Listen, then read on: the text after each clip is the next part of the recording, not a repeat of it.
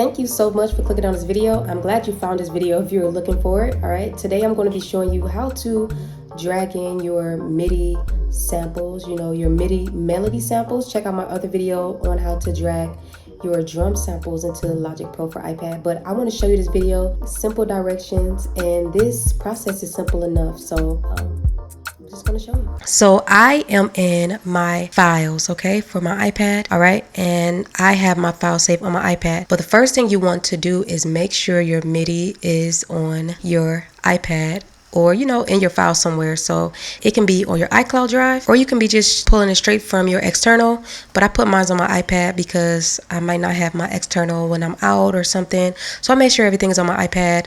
I have enough gigs to do so. I have 512 gigs, which has been working out for me. So I'm just trying to find the MIDI that I'm going to be dragging into Logic Pro. So let me go to it. All right, so here it is, the Irish harp. I got some MIDI files. Okay, let me go to contemporary. Now, what's cool about the MIDI that I have is that it shows the key and the BPM of the file. Okay, so that's super cool. Just Kirsch.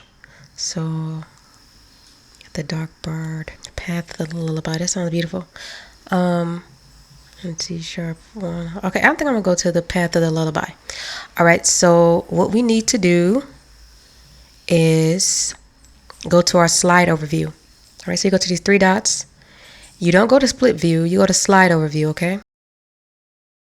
And then we're going to open up Logic Pro. All right. So here we have it. I'm going to open up a new project. All right, tracks. Alrighty, so then I'm going to go to MIDI, open it. It's going to open a MIDI track. So what I did there, let me show y'all what I did, because y'all were like, where did that go? All right, so if you just slide that over, not too hard, your slide overview will kind of disappear, but it won't be going, because you can see this arrow.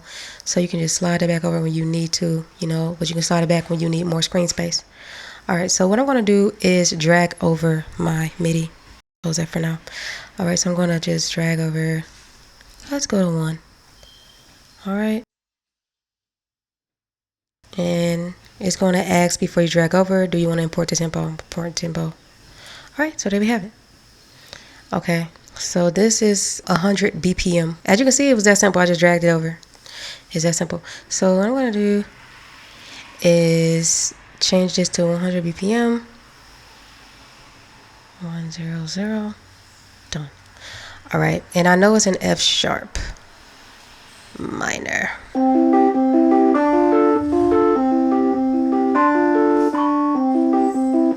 Sounds beautiful.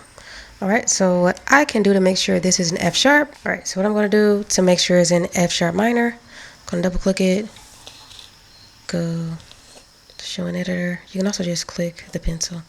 But I'm going to go to select all. When I go to select all, I'm just going to go to the I inspector view. All right, and then here where it says scale quantize, it just defaultly says C major Ionian, but I can change it to F sharp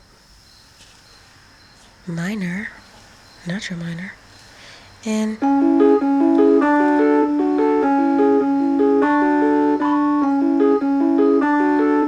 I can change it to any key I want. Actually, I can put it in B minor.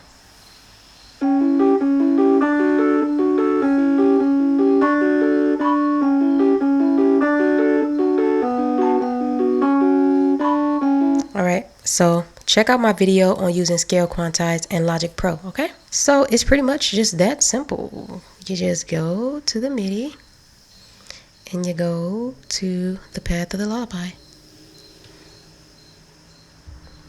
All right, there's another one. So pretty much it. I want to show you this real fast. Let me go to full screen. This is something you might have thought, but if you go to the MIDI, it won't play. That's normal, okay? That's normal. So yeah, so if you go to the MIDI, it won't play. It just says MIDI audio. It doesn't supposed to. It's supposed to be like, it's supposed to be like that. So I just wanted to share that with you. Okay, so thank you so much for watching this video. I am Meek. Like this video, comment. Hope it helped you.